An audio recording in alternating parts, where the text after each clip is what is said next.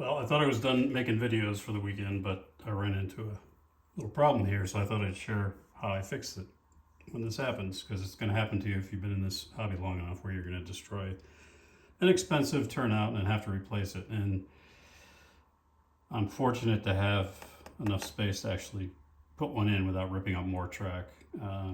It's when you have the convergence of multiple turnouts that it makes it challenging. So what I did is I ran down to my local hobby shop before they closed, TRF Trains and MNT Hobby in Melbourne, Florida. Great people there. Tom was there and he had the track I needed. It's a Pico code 83, number 5. Most of what I use is number 6, but for this yard, I use number 5 so I can fit more track in there, basically. So yeah, I destroyed the track here when I was messing around trying to put in switch indicators or switch stand indicators. So pulled it out, and a little trick when you're taking out old track or existing track. This is why I use Elmer's glue for my ballast, and I don't glue my track down with any kind of caulking or adhesive. I pin my tracks down with these very tiny, they're almost like needles. Pico makes these, and you can barely see them, super sharp. And I'll first pin the track down, and then I put my ballast, and then I 50% water, 50% Elmer's glue, and that holds the track. I mean, when that stuff's dry, it's hard as a rock. But the nice thing is the releasing agent is just water. So if you have to get a turnout up or a piece of track up, you just soak that ballast with water, and then you just gently scrape the ballast, and it comes right up, and then vacuum it away. And of course, it's a turnout with DCC, so I always wire all the outside rails on the turnout, and that's what these wires are for here. So the trick is, if you have a turnout right here, it's a challenge. It could be done, but fortunately I have a piece of straight track, a small piece, and then I have a piece of straight track here. So what I do is I release the tie plates, enough so that I can push the rail joiners all the way back and make them flush with the rail. That way when I drop the turnout in, I just take a pair of pliers and I slide those onto the turnout. On this end, I'm connecting to the back end of a turnout. So I'm just going to take this track that I bought as a replacement, and I've got the two joiners already on there on the tail end. So I'm just going to put those together, drop it in, and then slide these on with the pair of pliers, and if all goes well, it'll work.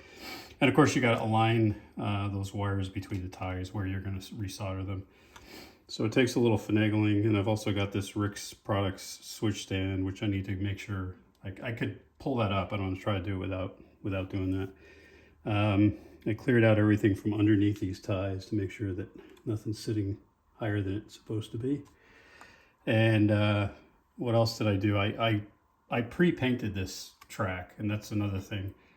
Rather than trying to spray paint it in situ and get spray paint all over everything or having to mask everything off, I just take it out in the garage or outside, and I spray it with that camo Rust-Oleum, which is a great color for rust, and it kind of flattens the ties. And then you just take a paper towel and you wipe the tops of the rails, and it looks great. So any touch up I'll just take it with a brush. I usually spray it onto like a piece of tin foil and then brush it on the rail joiners and so forth. So let's see if we can pull this off for the weekend. And always obviously take your time, go slow, because these Pico turnouts are phenomenal in terms of performance and precision, but with that usually comes fragility, or they're delicate. So hence why I broke the other one. So you got to kind of take your time with these things, because if you force them or you tweak them, you're going to break something. The rails will pull right up out of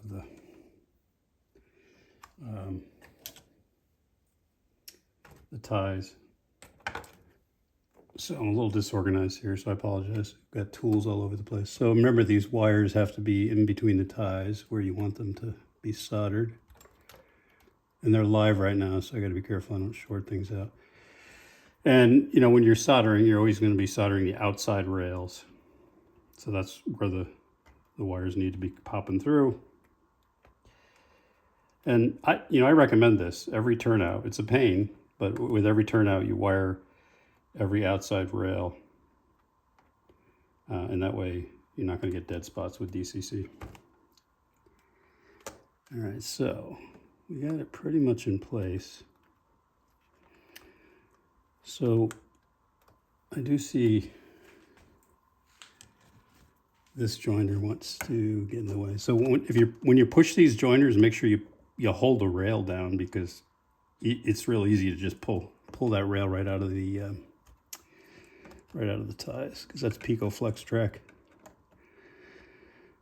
Dang, it's just a hair short. And I'm not sure I got any more room to push it back, so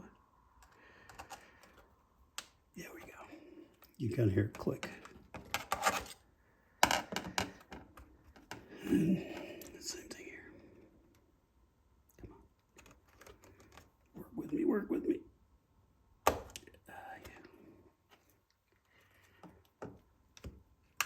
There we go. You hear that little click? That's the rail joiner kind of moving. All right, so just double check, make sure that your wires are where they're supposed to be. Outside rail.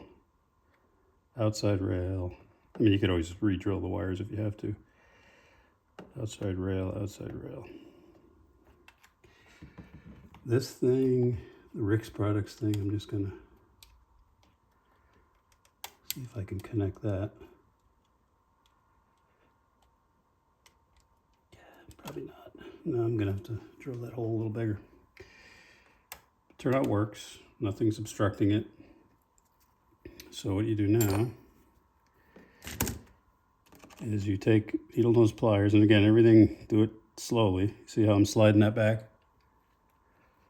As far as it'll go. Don't force it, because these turnouts will only take so much. They'll only take up so much of the joiner.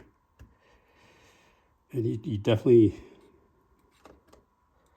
have to make sure that you're aligned with the that was, never fear, that was just loose ties. I'm telling myself, never fear. There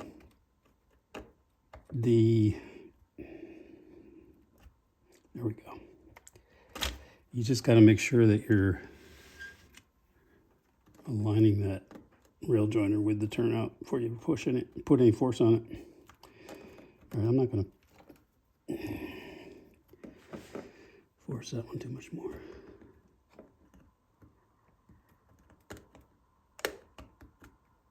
If it looks like a pain in the, you know what, it is, because it is. And I keep getting shocked from the DCC.